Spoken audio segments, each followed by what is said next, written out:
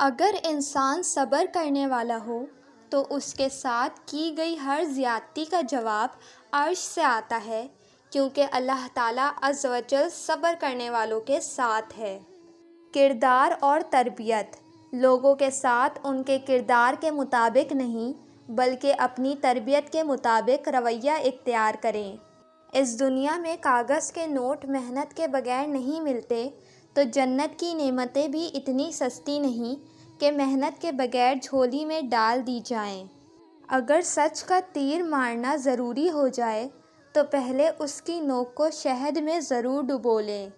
ہم لوگ نیک بننا نہیں بلکہ خود کو نیک دکھانا اور کہلوانا چاہتے ہیں، اور یہ منافقت کا سب سے اعلیٰ درجہ ہے۔ دھوکہ دینے والا خود تو مصائب کا شکار ہو جاتا ہے، لیکن اپنی نسلوں کو بھی بددعاؤں کے سپرد کر دیتا ہے۔ زندگی نے اتنا کچھ سکھا اور سمجھا دیا ہے کہ اب دنیا والوں سے ہر طرح کی امید ختم کر دی ہے۔ دو ہی رشتے سمجھ میں آتے ہیں اب، ایک رب کا اور ایک ماں کا۔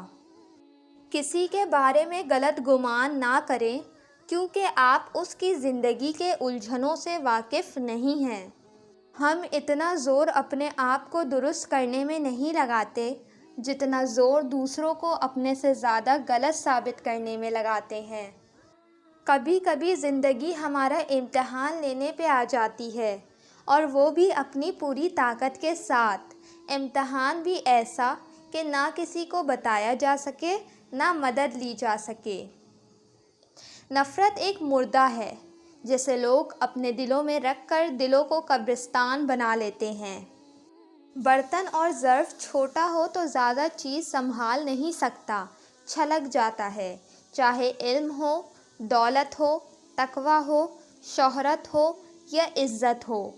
پرانے لوگ سمجھدار تھے، تعلقات سنبھال لیتے تھے، پھر لوگ پریکٹیکل ہو گئے، تعلق سے فائدہ نکالنے لگے۔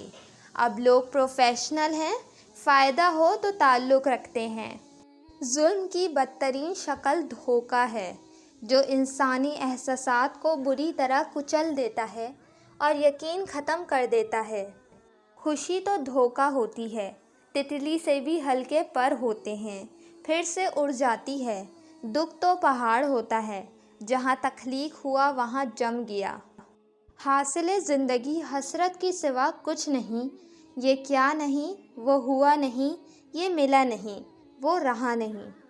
زبان کی مثل درندے کی سی ہے، اگر تم نے اسے باندھ کر نہ رکھا تو یہ تم پر حملہ کر دے گا اور تمہیں اس کی برائی پہنچ کر رہے گی۔